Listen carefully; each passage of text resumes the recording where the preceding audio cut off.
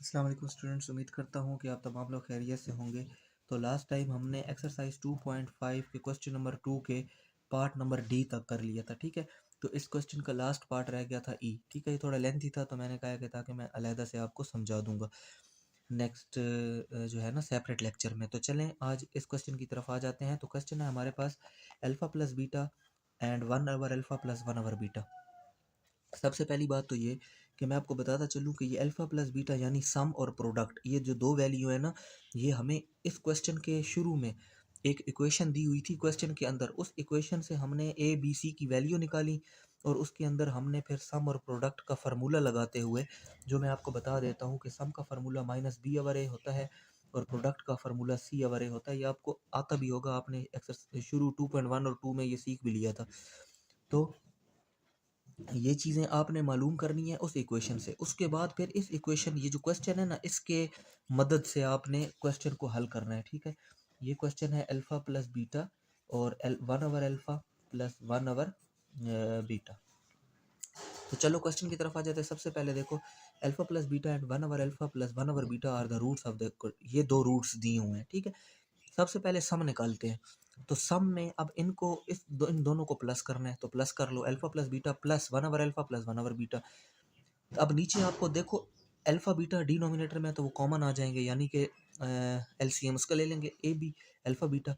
अब क्या होता है, ये सारों के साथ मल्टीप्लाई भी तो होगा। ठीक है, यानी कि अब देखो अल्फा बीटा जिस टाइम अल्फा के साथ होगा, ठीक है, तो आपके पास क्या हो जाएगा, अल्फा और अल्फा, अल्फा का स्क्वायर और साथ में बीटा आ गया। सिर्फ अल्फा की बात कर रहा हूँ, सारों के साथ अल्फा बीटा अलग अलग।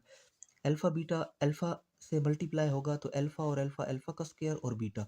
फिर अल्फा बीटा बीटा से भी मल्टीप्लाई होगा तो अल्फा। ठीक है, ये देखो अल्फा और बीटा, बीटा बीटा का स्क्वायर, ये चीज़ समझ गए हो आप।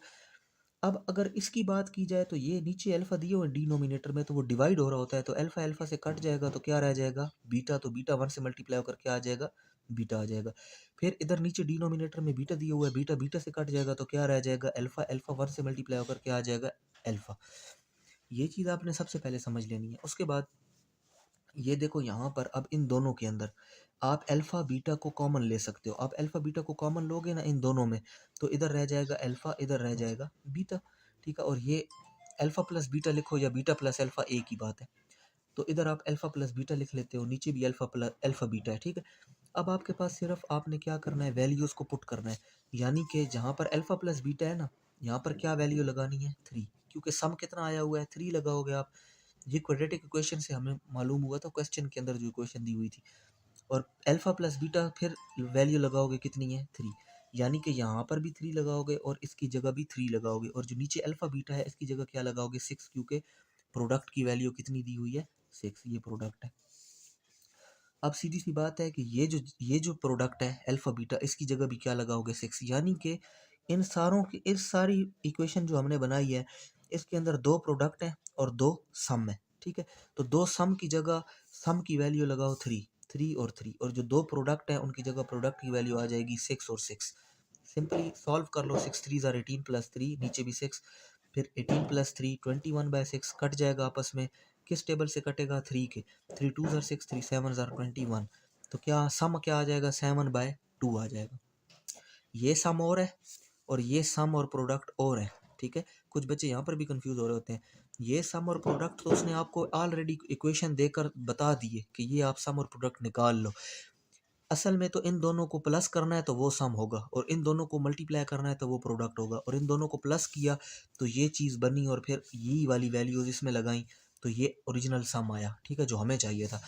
प्रोडक्ट की बात कर ली जाए तो इन्हीं दोनों को अब मल्टीप्लाई कर लो। ठीक हो गया, alpha plus beta 1 over alpha plus 1 over beta. Multiply करने से क्या होगा, पहले तो इसको रहने दो, इसकी जगह तो वैल्यू आ जाएगी ना। सबसे पहले तो इसको देखो, नीचे कॉमन ले लोगे अल्फा बीटा, और ऊपर मल्टीप्लाई क्रॉस मल्टीप्लाई करके बीटा 1 से मल्टीप्लाई होकर बीटा, अल्फा 1 से मल्टीप्लाई होकर अल्फा। बीटा प्लस अल्फा की क्या कीमत है वो भी आपको पता है। बहरहाल आप फिलहाल कीमत ना लगाओ, कीमत बाद में लगा लेना। पहले आप अल्फा प्लस बीटा और अल्फा प्लस बीटा। अच्छा, यहाँ पर ये कंफ्यूज नहीं होना, बीटा प्लस अल्फा यही अल्फा प्लस बीटा के बराबर ही होता है। तो अल्फा प्लस बीटा क्या हो जाएगा, अल्फा प्लस बीटा का स्क्वायर, और नीचे क्या है, अल्फा बीटा। यानी ऊपर सम का स्क्वायर हो जाएगा, नीचे प्रोडक्ट है। सम सम खुद क्या है, 3, अकॉर्डिंग टू इक्वेशन या क्वेश्चन। 3 का स्क्वायर ले लो और नीचे प्रोडक्ट की वैल्यू लगा दो। 3 का स्क्वायर कितना होता है 9 और प्रोडक्ट कितना है 6, तो ये 3 के टेबल से कट जाएंगे। 3 3 ज़ार 9 और 3 2 ज़ार 6, तो 3/2 क्या आ गया, प्रोडक्ट आ गया। फिर आगे वही इक्वेशन आ जाएगी लास्ट पे, X square minus S X plus P is equal to 0। ये कौन सी इक्वेशन है, ये क्वाड्रेटिक इक्वेशन। क्वाड्रेटिक इक्वेशन बनाने के लिए हमें चाहिए ये फार्मूला है, ठीक है, ये एक फार्मूला है।